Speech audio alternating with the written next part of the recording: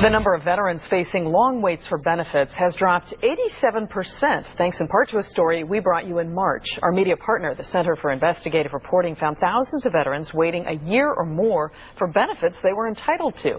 And as ABC 7 News anchor Eric Thomas reports, some of those waiting longest have been here in the Bay Area.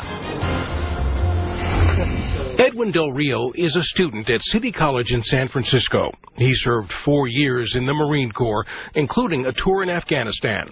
Del Rio came home with foot, knee, and ankle injuries, and he also suffers from post-traumatic stress disorder. He's haunted by the sight of a family murdered by the Taliban. I started having nightmares, insomnia, and just mood swings right in the middle of the day. In the middle of class, I'd have to leave. I'd get panic attacks. Edwin filed a disability claim with the Department of Veterans Affairs seeking compensation for his injuries. Then he waited and waited. There's times where I was living off the top ramen noodles for several weeks. And like I said, I'd take out payday loans because I didn't have enough money to get myself through the month.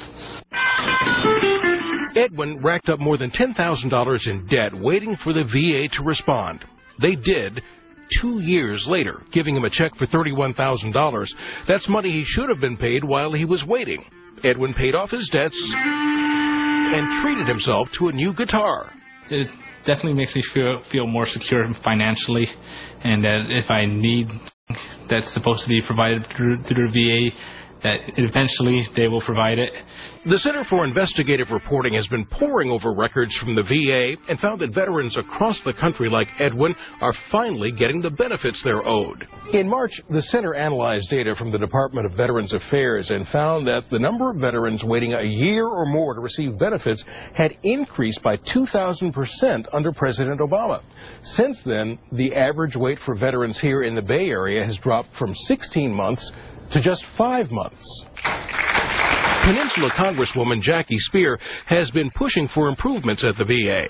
I think we can say that they've gone from an F to a B, and that's huge progress. Though the VA missed its goal of eliminating all year-old claims by October, Speier is pleased the agency has reduced the number of veterans waiting for their benefits. Frankly, I didn't think they were going to even come close, and that's a huge reduction. In Washington, VA officials have been repeatedly asked to explain to Congress why there's still a backlog at all. I would just, refer to the folks in the Benefits Administration who have brought this backlog down, 193,000 claims in about 190 days.